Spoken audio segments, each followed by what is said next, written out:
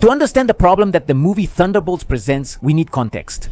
The climax of the Marvel Cinematic Universe happened between 2016 and 2019, and these are hard facts. I'm referring to the Marvel Cinematic Universe's greatest commercial success during those years, not the quality of the movies. And I confirmed it by making an Excel spreadsheet. In this chart, we can see how much money Marvel invested in its movies, and in this other one, how much money it made at the box office. If you put them together, here we can see the profits the company made each year. And how is it that from 2016 to 2019 they had their most successful period?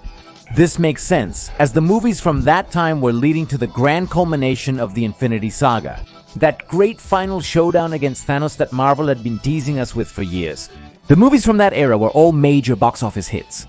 Even the weaker ones like Ant-Man and the Wasp, and even those that were surrounded by major controversies like Captain Marvel. Think of it this way. If Thunderbolts had been released at that time, it would have been a huge commercial success. Even Eternals would have been a big hit. But anyway, what happened next? How did they go from being a franchise that released hit after hit to one that, according to memes, dies and comes back to life all the time? Here you go. The alleged decline of the Marvel Cinematic Universe is due to several factors, including the impact of the movie Endgame. This film was the culmination of a grand story built over a decade, the great battle against Thanos. By concluding the storylines of various cherished characters, many fans abandoned the franchise. The Marvel Cinematic Universe has yet to find a way to fill the void left by these characters. The second reason relates to the pandemic. There was a 2-year gap between the Marvel Cinematic Universe movies Far From Home, 2019, and Black Widow, 2021. No midnight premieres and no massive events, so this feeling that we belong to a big cultural phenomenon started to fade away. In fact, where I live, there aren't even midnight premieres anymore.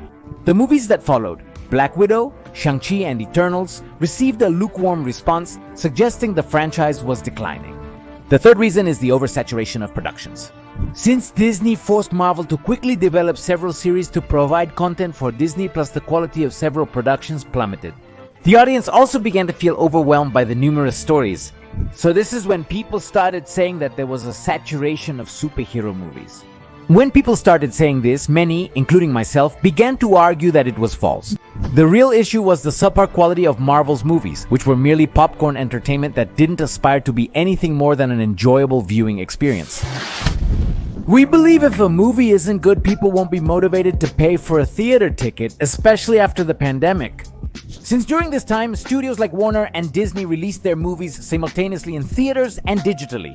Or did they have shorter waiting times, which made people get more used to watching movies from the comfort of their homes, even if they had to wait a little?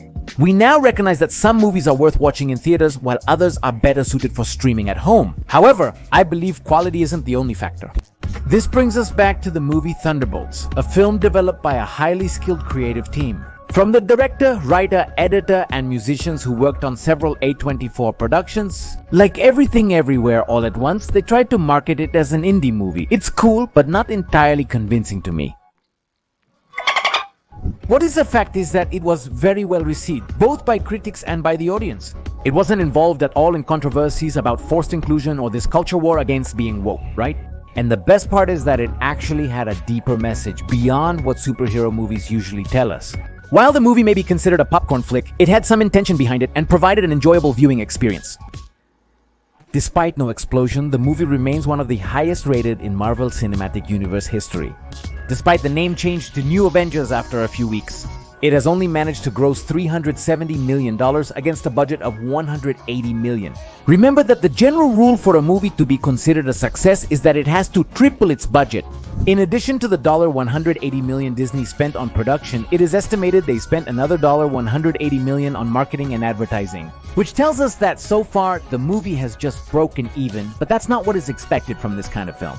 In fact, the new Lilo and Stitch movie practically reached the box office numbers of Thunderbolts in just one weekend, even though its cost was almost half. And well, maybe you're thinking, yes, Thunderbolts did badly, but that doesn't mean the Marvel Cinematic Universe is a failure. And you're right, but Thunderbolts' box office failure makes me think of a scenario I don't like.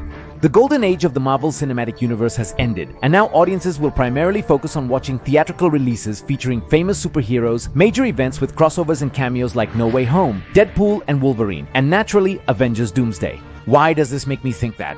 Despite Thunderbolts receiving great reviews from audience and critics, it may not have offered what today's audience seeks.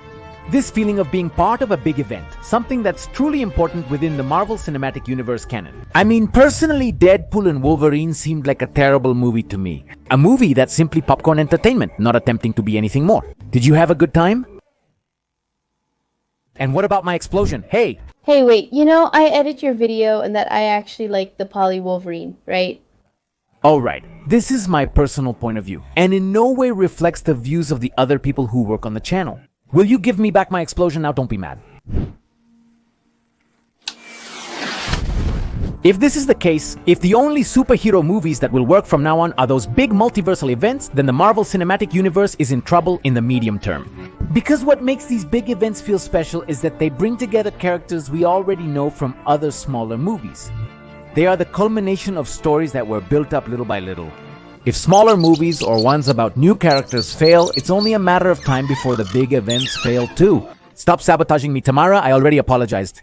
And this whole Thunderbolts thing really reminds me a lot of what happened with the Suicide Squad movie. A film that also garnered positive reviews from critics and viewers. It was part of a cinematic universe, but even so, it ended up being a box office failure.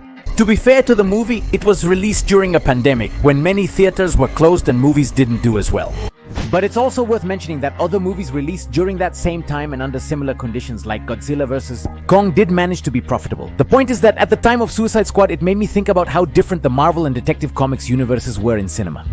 Because while Marvel seemed to have success after success, even though not all the movies were good, not all the movies featured well-known characters, and not all the movies were free of controversy.